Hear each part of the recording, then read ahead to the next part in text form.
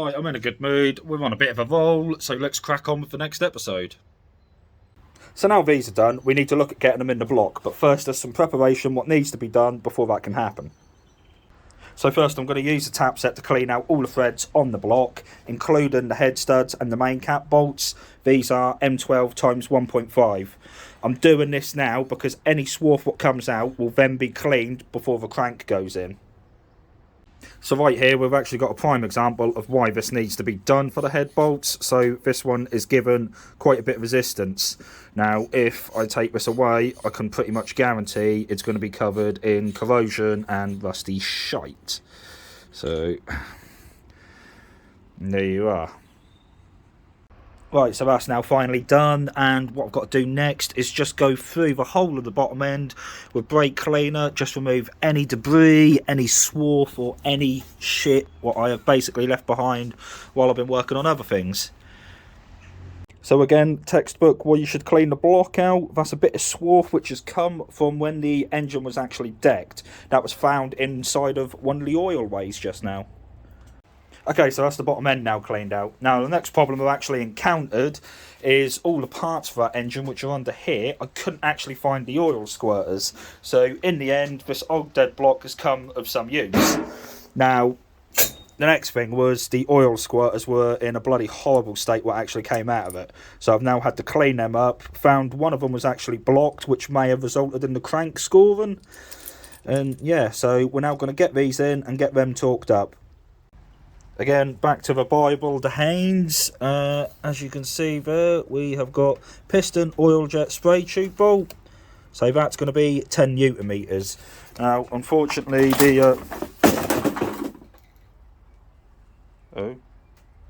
unfortunately, the torque wrench I've got actually only goes down to 12 Newton meters. So 12 it's going to have to be.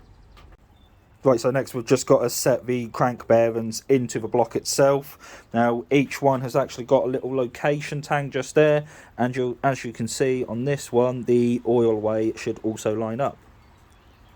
So again, rinse and repeat, clean the main caps off, and then it's going to be exactly the same, only these ones don't actually have an oil hole drilled. So again, just a location tag, which has then got to be paired up on there. Okay, so now we start getting a bit technical. We've got the crankshaft dropped in on the bearings which are in the block, and we're now getting ready to set the caps on. What we've now got to do is start checking the oil clearances for the main cap bearings. So what that requires is a little strip of Plastigauge, and then we'll have our reference chart here, which we will compare the squish of the Plastigauge to this to actually tell us what our oil clearance is. Now again, followed the Bible. So what we're looking at for main cap oil clearance is 0.025 to 0.050 millimeters. Now, on top of this, to actually check this correctly, the main caps have to be torqued down. Now, I'm using ARP main cap bolts this time, so these don't actually follow normal torquing procedures. So what I've actually got is a separate torque for them. So that is 160 Newton meters in this case. And now another thing to add to the mix is when you fit ARP fasteners, to ensure that they evenly torque down, you have to use this assembly lube on their threads. So this shit's about to get fiddly. I'm going to go away and let's see how we get on. Okay, so what I forgot to mention as well is that main cap 2 also houses the thrust bearings. Now, I'm going to leave these out for a second because I want to focus on the main cap oil clearance. So this is what we're doing with a Plastigauge. We're just resting it on the bearing face and then clamping it down. This is only loosely clamped at the moment because obviously there is also a torquing sequence to pull the crankshaft down square. Right, so bearing caps are now on, Plastigauge is all loaded in, ready to be measured. I'm now going to proceed to torque the main caps down. I'm going to do this in 2 stages. So the finishing torque is 160 Newton meters. I'm going to half that, and I'm going to go through the first stage at 80 Newton meters. And the sequence is literally just 1, 2, 3, 4, 5, 6, 7, 8, 9, 10. Simple as that. Okay, so these have all now been torqued up and I've now started to remove them. So the Plastigauge is actually stuck to the bearing itself on this one. So we'll go check out, that is number 5. Okay, so there you can see the deformation of the Plastigauge. So the tolerance we were looking for is 0.05 mil and no smaller than 0.025 for the oil clearance. So here I've got my little size chart.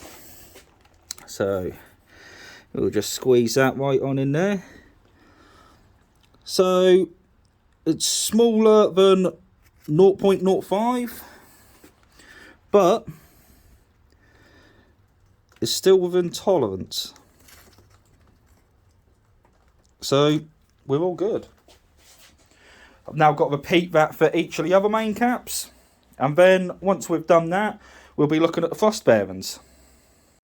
Okay, so oil clearance has come back all in check. Crank's up there, just been cleaned again. And all the bearings have just been cleaned again. So we're now getting ready to put the crank back in. So that's going to go back in with some assembly lube. And then we are also going to be putting these thrust washers back in. Now, it's important that the thrust washers have the little groove facing into the crank. So, yeah, let's crack on with that. So that's the crankshaft back in, lubed up and torqued up. The main end cap has actually got to come back out later due to these seals. Peugeot from factory have a really weird tool which basically looks like 2 posh ass pieces of shim steel which slot either side so you can actually drop the end cap in without interfering with the seals. Now when I go back to work I'm going to see if I can get some thin shim steel and I'll see if I can do that job without their tool. Now the other thing you might notice is that I've actually put witness marks on all of the ARP main cap bolts. This is literally just so in the future, if anything fails, if anything comes loose, I've got a visual point of call. So, yeah, so crank's all in now, and yeah, she turns pretty freely. So next on the list is checking the end float. So to check the end float, you're going to need one of these DTI gauges and a mag block. Now, to check it, you want to knock the crankshaft in one direction, preferably not with a fucking ball peen hammer, either a nice brass drift or a copper hide. Once you knocked it all in one direction, set your DTI to 0 and then proceed to knock it in the opposite direction. And what we're looking for here is the amount of travel left and right on the crank where it will actually float on these bearings. Now, the specification from Peugeot is 0.07 to 0.32. It's coming at spot bollock on 0.08. So that is a very healthy float. Right, so that's me for the day. I'm now going to start tidying up. I'm just going to oil these faces up on here just so they can't corrode again. Going to drop some oily rags down the bores and then shrink wrap the engine up to try and keep the moisture out. Going to do similar to the pistons with the con rods as well, just to make sure nothing can rust or corrode. And then, yeah, that's it for me. I won't be back on this for another 4 days. So I'm back to work tomorrow. But cheers for watching, guys. Appreciated, and speak to you soon.